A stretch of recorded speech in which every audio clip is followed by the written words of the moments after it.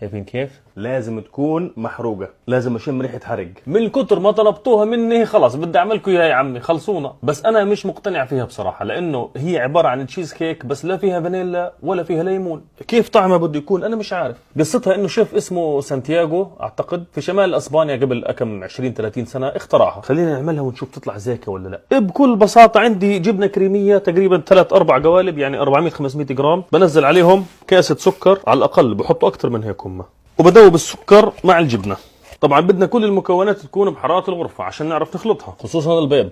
البيض لازم دائما يكون دافي في الحلويات. وبدي 4 أو 5 بيضات وبنزلها وبحركهم واحده واحده. هاي في قشره وقعت هنا. 3، هاي 4. هاجت الاشي الوحيد اللي بده يكون بارد هو كريمه الخفق او الدبل كريم. بده تقريبا 300 ملي وبخفقها. ما عنديش طولة روح انا. هجد في ناس بضيفوا طحين وفي ناس ما بضيفوا طحين، اللي عندهم تراست ايشوز بضيفوا طحين، يعني الناس اللي بخافوا تخرب معهم. بس الاصليه فيش فيها طحين، بس ملعقتين كبار وضروري يتنخلوا ونحرك. بأثرش على الطعم كتير. هجد لو بدي اضيف عليها فانيلا وليمون بتصير تشيز كيك، بتبطل. سيباستيان معناها دير او قريه، وسيباستيان اسم زلمه، يعني هي قريه سيباستيان، زي كفر قاسم مثلا او دير الزور. وهيك صارت جاهزه، وهذا القوام اللي بدي اياه. شايفين كيف؟ صينيه تشيز كيك، ورق زبده. وش بدنا نعمل فيه؟ يعني شوفوا، انا بتهيألي هو كان هذا الشيف كان بده يعمل تشيز كيك بس كان مستعجل كتير، فشلفقها كيف ما كان، فطلعت معه هذه الوصفه. نعمل ورق زي هيك وبننزلها بكل بساطة. ها بس وصفة التشيز كيك تبعتي يعني شتان. اللي ما يعملها راح نص عمره. كتير بعتوا لي قالوا لي أزكى حلويات في حياتنا بناكلها، يعني تكاد تكون أزكى من الكنافة كتر ما هي طيبة. أنا ما بحب الزيادات اللي طالعة هاي.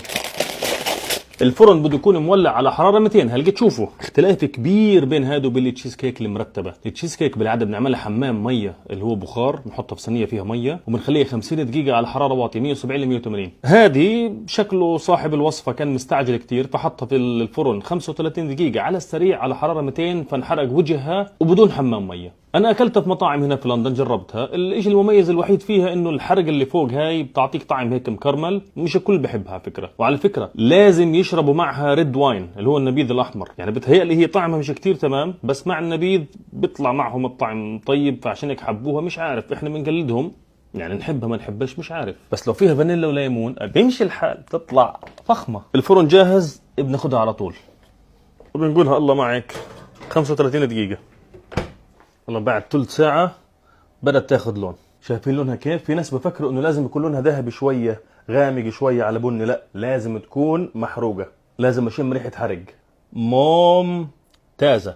هجيت على عكس التشيز كيك، بدل ما نخليها في الفرن ترتاح ساعة، بعدين على الرف ساعتين 3، بعدين في الثلاجة 6 ساعات، بدي احطها هنا مباشرة، اطلعها من الفرن مباشرة بعد ما تستوي. شايفين الهزة هذه الهزة المطلوبة بدي اياها. بخليها ترتاح لك ساعتين 3، تبرد تماما، تاخذ حراره الغرفه، بعدين بدخلها في الثلاجه ساعتين 3 وبتكون جاهزه. يعني نطلع مشوار ونرجع. هجت بعد ساعتين بحسها بردت نوعا ما، هجت بحطها في الثلاجه 3 ساعات على الاقل، او لانه تاخر الوقت اليوم واشتقت للبوبو بدي اروح على البيت وبكره برجع بكمل. حبايبنا اللزم بتكون بردت واستقرت 100%. وسع ايها الخبز. حبايبنا اللزم، ورجعنا ثاني يوم. طلعت من الثلاجة قبل تقريبا ساعة عشان تاخد حرارة الغرفة، وبدنا نقول بسم الله.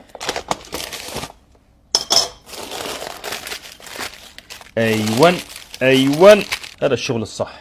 يا سلام، ممتاز. كان في لها سكينة مميزة، هياتها. بدنا ناخد جطعة ونجربها.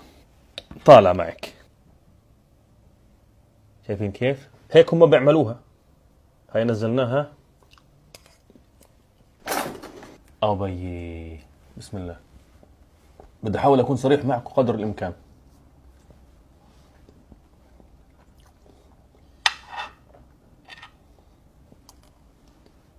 خليكم معي.